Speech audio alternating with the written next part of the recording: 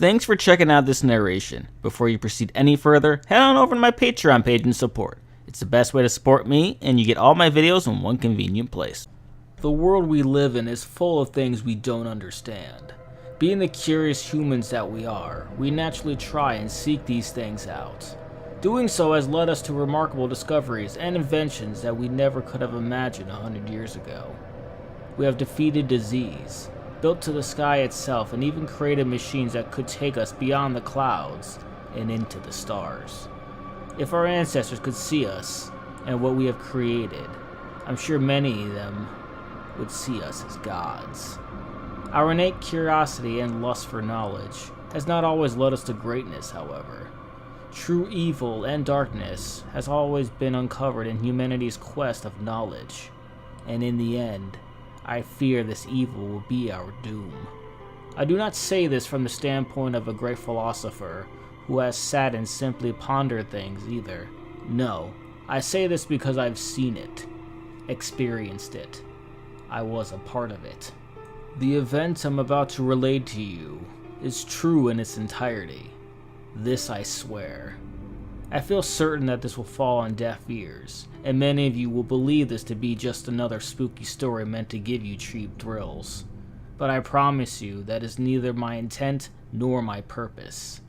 The purpose of this story is to simply warn you of what lurks beyond the veil of what we can see and understand. To show you what awaits us in the darkness, even if I myself don't understand it. What I'm about to tell you has happened, and I feel certain it will happen again. In 1971, a not-so-well-known scientist began preparations for an extremely secretive project known simply as the Harbinger experiment.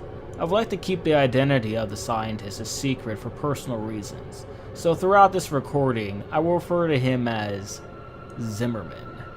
Zimmerman's background is unclear at best beyond 1971.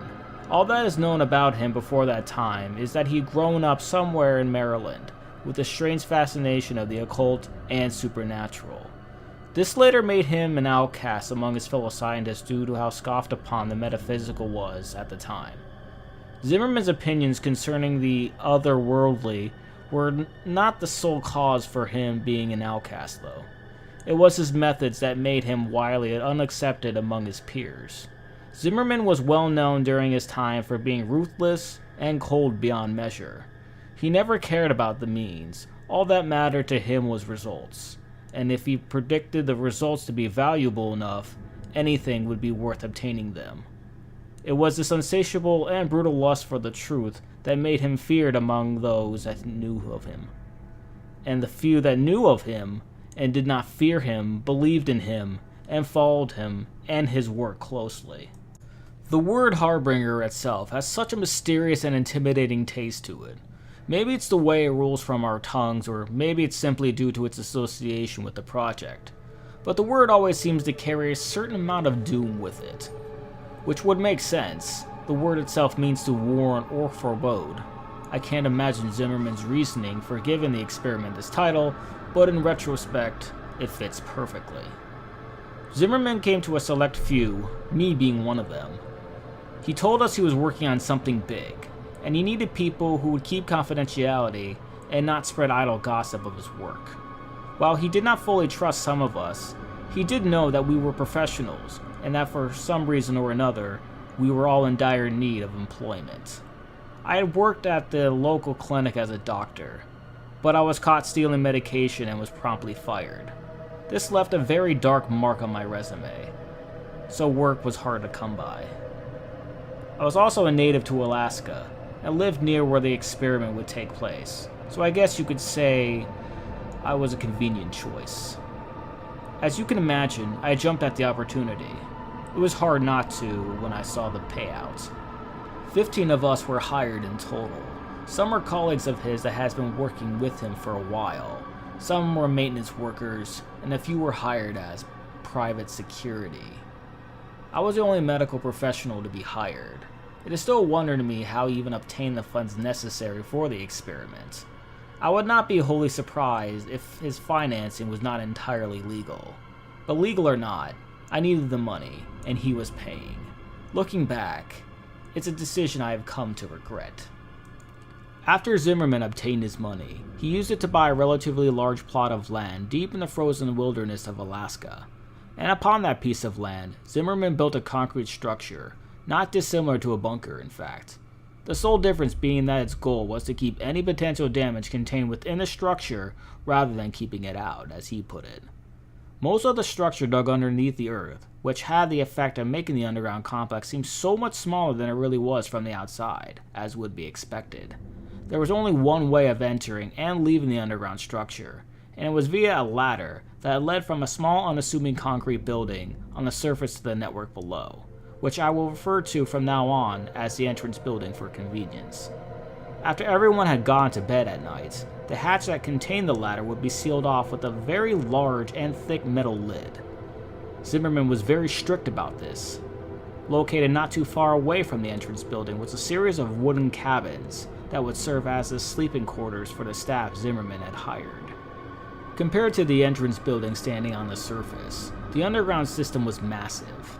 At the center of the complex was the control room. This is where all the facility's electronics and such were linked to. This included security cameras, lights, and door controls. Consoles, monitors, and computers lined the walls of this large central chamber. This is also where the ladder in the entrance building connected to in the underground complex. Connected to the control room were 3 doors. One led to a smaller room that served as the infirmary. Another door led to a break room, and the last door led into the hallways. The hallways are where the complex began to feel extremely eerie.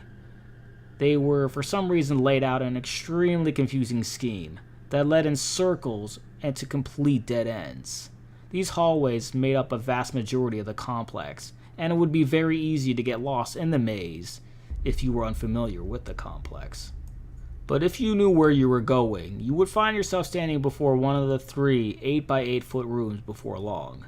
Each room had a camera hooked up to one of the corners of the room, and all 3 of those cameras were connected to a corresponding monitor in the control room.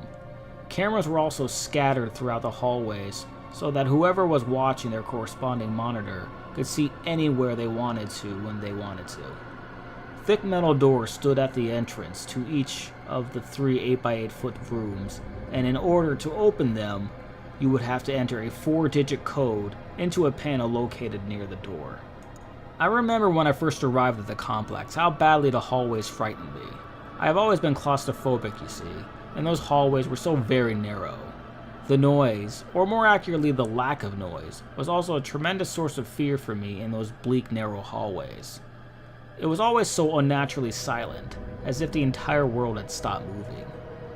It really made you feel like you were trapped down there. Thankfully, though, I only rarely ventured into those hallways, for I was the only medical professional in the facility, and I had virtually no reason to go into them. In the beginning, I found it so particular that Zimmerman would ask for a medical professional like me on a project like this, but by this time it was all over, I understood why.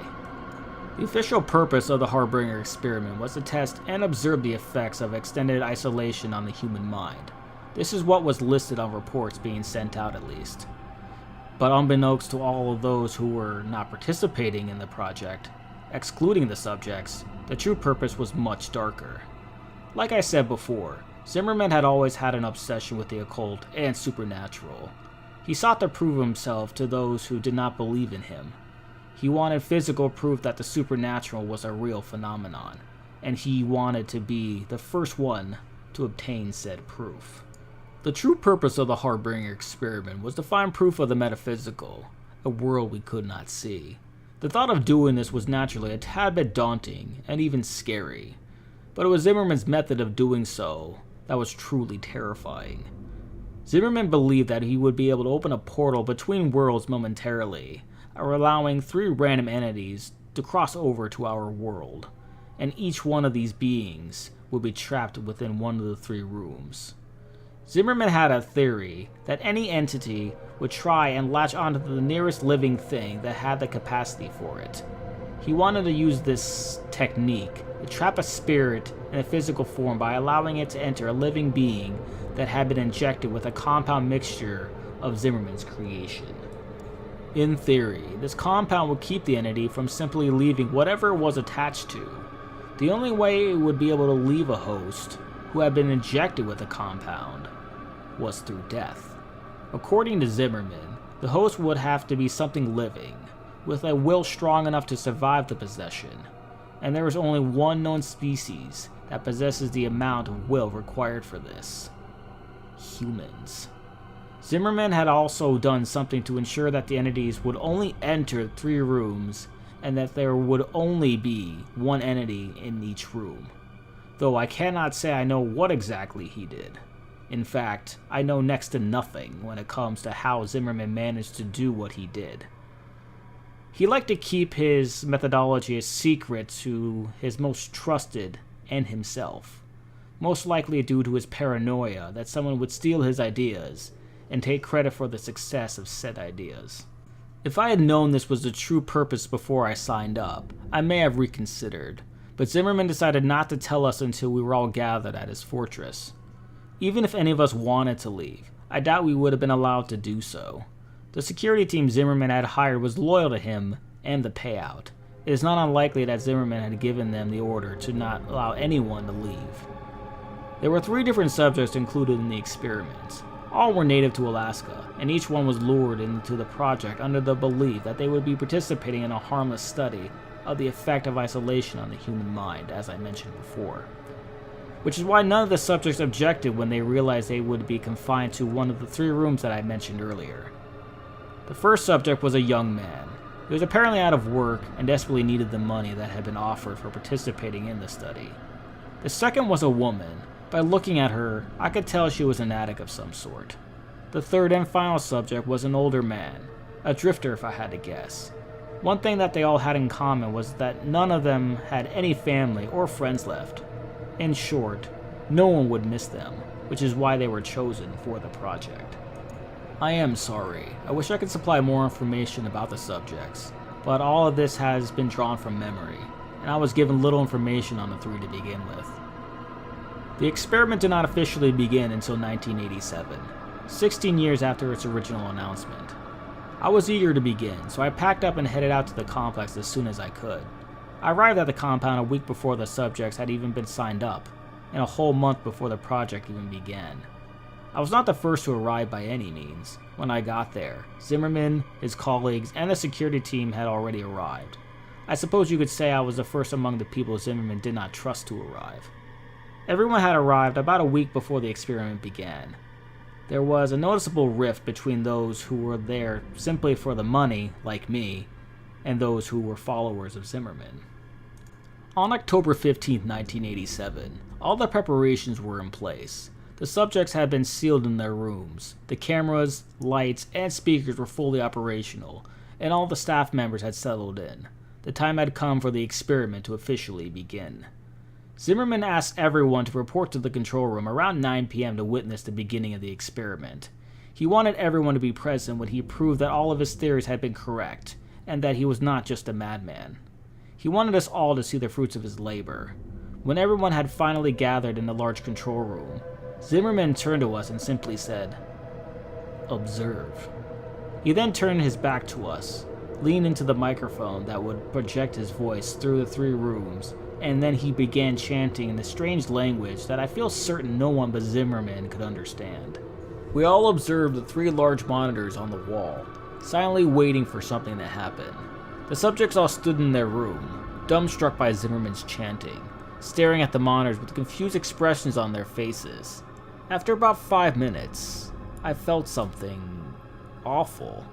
I cannot explain what exactly it was, but a horrible feeling of dread washed over me, riddling me with fear.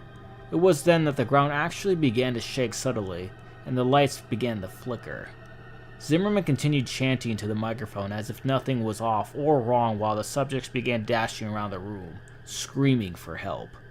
Then suddenly, the ground stopped shaking and the monitor image turned into static. The air began to become very heavy as we all stared at the monitors, waiting for them to regain their image and show us what was happening or had happened in those 3 rooms. For a while all was silent, but then there was screaming. The screams of a woman going through unbearable pain and terror began to echo through the compound. The similar screams of men began to coincide with the women's terrified screams, and together they mixed into an awful symphony of pain and fear that beat mercilessly into our ears. Those of us who were here for the money began to give each other scared looks, while those loyal to Zimmerman seemed completely unfazed. We wanted to leave and never come back to this awful place, but we all knew deep down that Zimmerman would never allow that to happen. We were here for the long haul. There was no escape. It was 10:13 p.m. when the screaming finally stopped. The monitors had yet to reveal to us what had occurred in those 3 rooms. As soon as the screaming ended, Zimmerman stood and dismissed us all for the night, adding that we were all forbidden to come back into the compound until 10 a.m. tomorrow morning. Not like any of us wanted to. We all solemnly made our way out of the compound and towards the cabins and settled in for the night. I feel it is safe to say that not all of us slept well that night, and I was not one of them. The following morning, all the staff had arrived at the entrance building. We all stood inside exchanging tired and nervous looks as we waited for Zimmerman to arrive and open the hatch that concealed the ladder. I could see palpable fear in the eyes of some of us, while others did not seem to have been even remotely affected by what happened last night. Zimmerman showed up 5 minutes after 10, apologizing for his tardiness as he came through the door of the entrance building. He opened the hatch and, without any hesitation, began descending the ladder downwards into the black abyss. He almost seemed enthusiastic.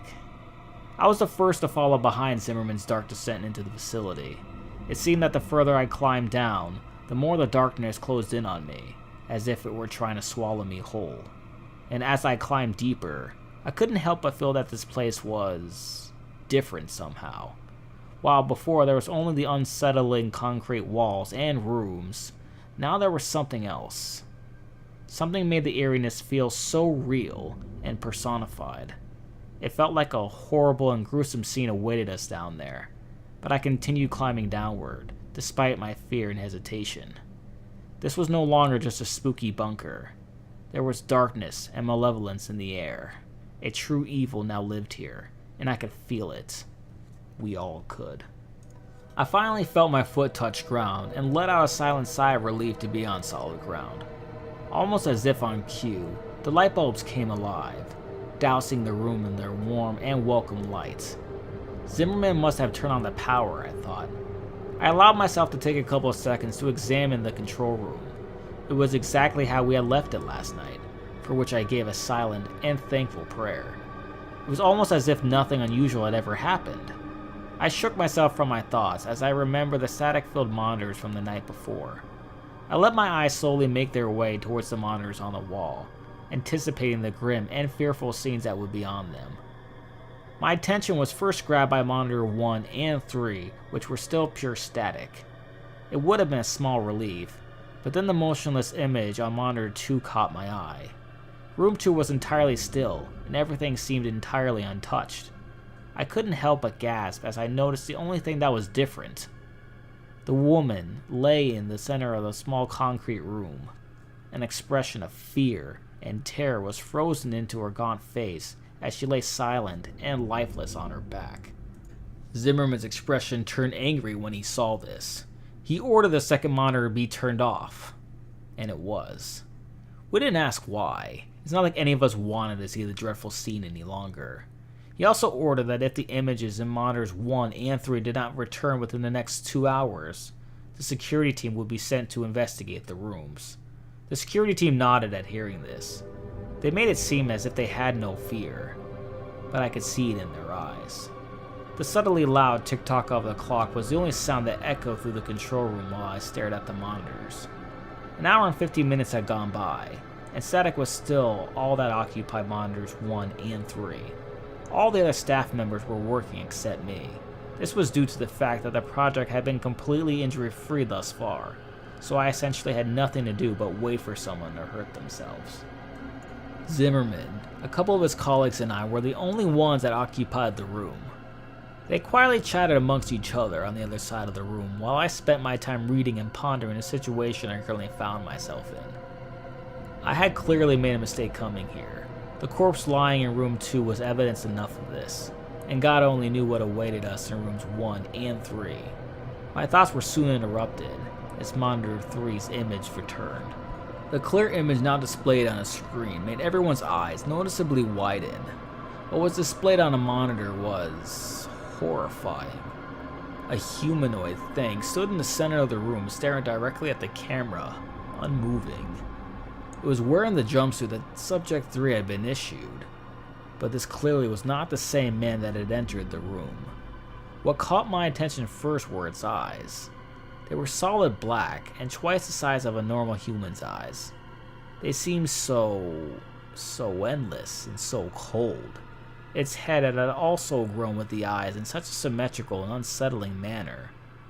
The being had also shed all the hair it once had, and even from the monitor, I can see how unnaturally smooth and clear its skin was. It had also seemingly grown in height and stature, which could be seen in the fact that the jumpsuit was now obviously far too small for its wearer. Its limbs had grown especially long. Its arms hung almost as low as the creature's knees. What we were looking at was in no way the same man we had set inside.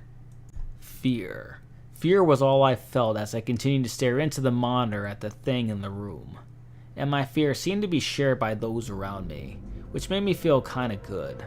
It may sound awful, but it was a bit satisfying to see that Zimmerman and his colleagues could feel fear too. But at the same time, it was worrying because it showed that this was not part of Zimmerman's plan. Something had gone wrong. We all stared into the monitor at the thing despite our fear. It was almost as if we were in a trance.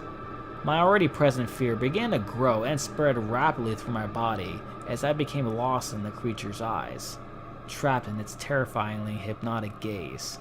After what felt like forever, I managed to break eye contact with the creature and divert my attention from the monitor, and when I did so, I felt my fear levels drop considerably.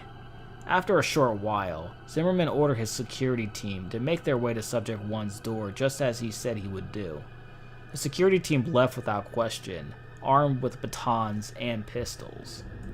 I focused my attention on watching the men progress through the hallways towards Subject 1's room via the cameras. Even though they're not so high quality cameras, it wasn't hard to tell that these men were afraid of what awaited them. Their heads were downcast as they walked. They did not possess the same confidence within them that they did when this project began. They looked like scared boys being sent off to a terrible war. Eventually, they made it to the door. We had perfect vision of them and the door via the hallway camera. One of them said something through one of the walkie-talkies and made a motion towards the camera. In response, one of Zimmerman's colleagues buzzed the door open.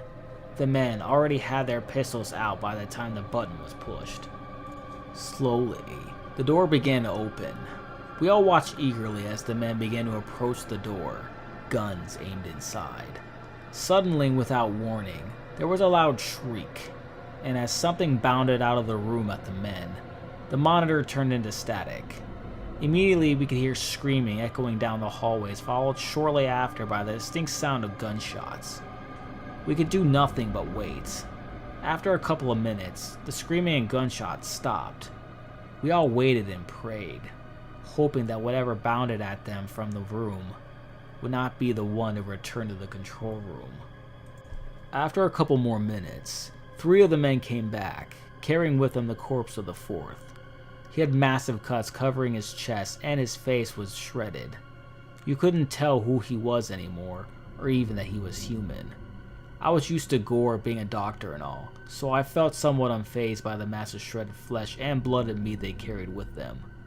But many of the others went pale and vomited. The security team all wore emotionless expressions and eyes filled with terror. One of the men finally looked up at us. He stared at us for a while with those wide eyes of his. It's dead. He finally managed to mutter in a shaken and scared voice. A couple hours went by. The dead man's name was Frank. He was buried outside in the cold Alaskan grounds. 2 to 3 men were unharmed, physically at least. The 3rd was alive, but only barely. His body was covered in bloody slashes and one of his eyes had been gouged out. I managed to stabilize him, but only just. The other two vaguely explained what happened. Apparently, Subject 1 leaped out at Frank after the door had been opened. Only it wasn't Subject 1 anymore. According to them, it had a hideously contorted face and long, sharp claws. They claimed to have shot it over a dozen times before it fell dead, and then they emptied another dozen bullets into it just to be sure it was really dead. Only once it was dead did they come back. After tending to the wounded man, I went to investigate the monitors. As afraid as I was of seeing what those monitors may hold, I needed to see. Subject 3 was the only one left now, and I needed to see it and make sure the creature was still in his room.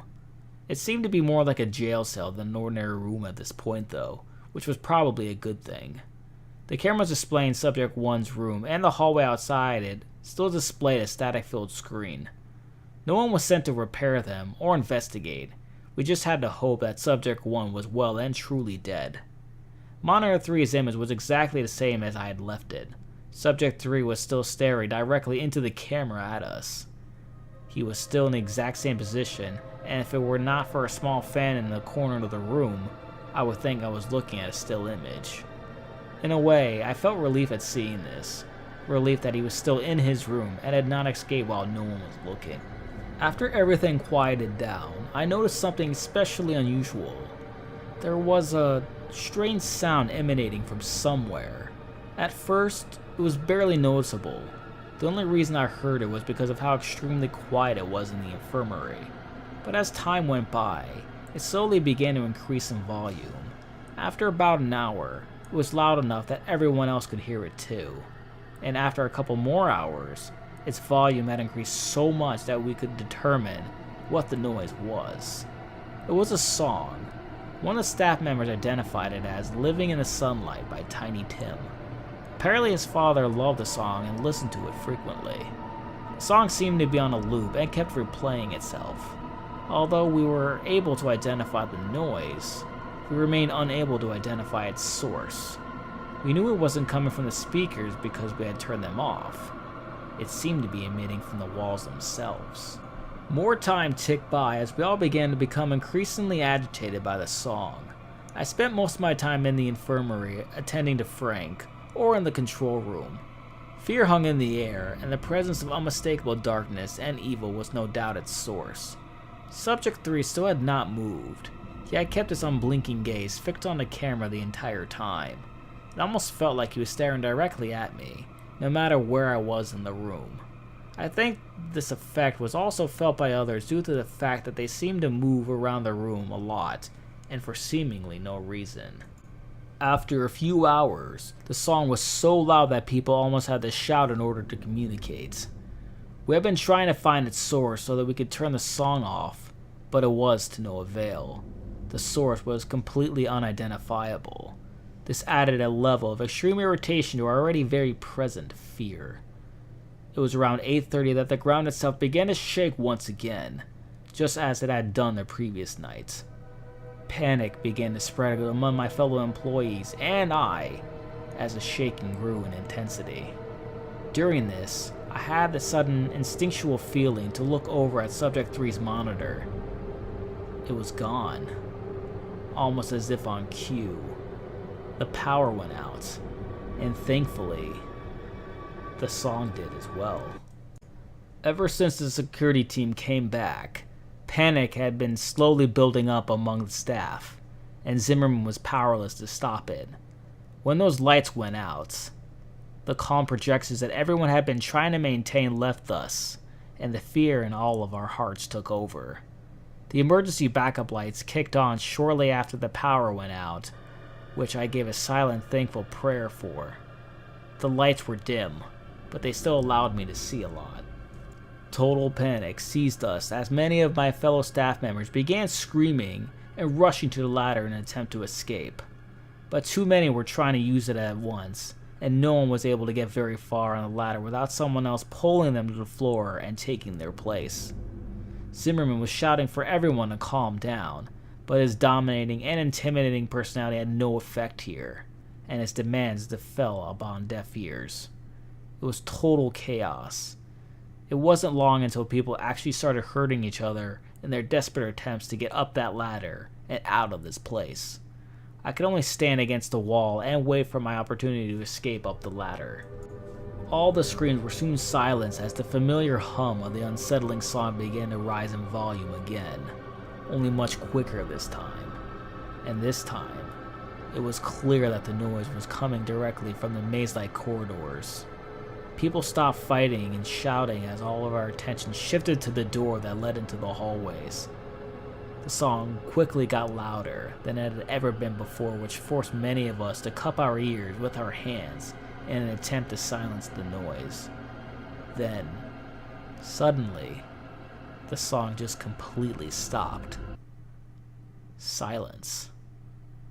That was all that filled the room as we all stared at the thick metal door in anticipation for what was coming. It felt like ages had gone by, but in reality, it was probably only seconds before the silence was broken. The door suddenly and violently burst open, and the music started again, louder than it had ever been before. The suddenness of the volume of this caused many of us to recoil by falling to the ground and grabbing our ears in an attempt to block out the noise. I glanced up for just a second, and in the doorway stood a tall, smooth-skinned figure with long limbs and eyes so dark and malevolent that you could clearly see them in the dim lighting. After I got my bearings, I looked up at the creature once again just in time to see the thing pick up and rip Zimmerman in half in one fluid motion, dousing the room and everyone in it with its blood, intestines, and organs. I was no stranger to gore, but the sight of that was too much for me to bear. I hunched over immediately after seeing this and vomited all over the cold cement floor. That ladder is my only hope of survival, I thought to myself as I forced myself to a standing position, and as my eyes rose along with the rest of me, I could see the thing ripping and tearing through the people as they scattered in an attempt to escape it. It was distracted, and as awful as it sounds, this was my only chance to get up that ladder. I forced my legs to move towards the ladder, trying to block out the terrified screams of my fellow staff members and the unbearably loud music. I could hear gunshots coinciding with the screams and terrible sounds of flesh being ripped apart somewhere in the mess of noise. I reached my hands outwards and felt a wave of relief wash over me as my fingers came into contact with the hard metal rungs of the ladder. I gripped them and began to climb upwards as quickly as I could in my disoriented state, all the while praying that the monster would not see me and pull me off the ladder and back into the slaughter. It felt like at any moment I would feel one of the smooth hands wrap around my ankles and pull me to my death. But I eventually made it to the top. There was no question in my mind. I had to close the hatch and seal that thing down there, even if it meant certain death for my colleagues. I could not allow that thing to escape. I gripped a thick metal lid and began to push with all of my might in an attempt to seal the underground complex off. Despite how dense and sturdy it was, the lid was surprisingly easy to move and did not take very much effort to push it over the hatch.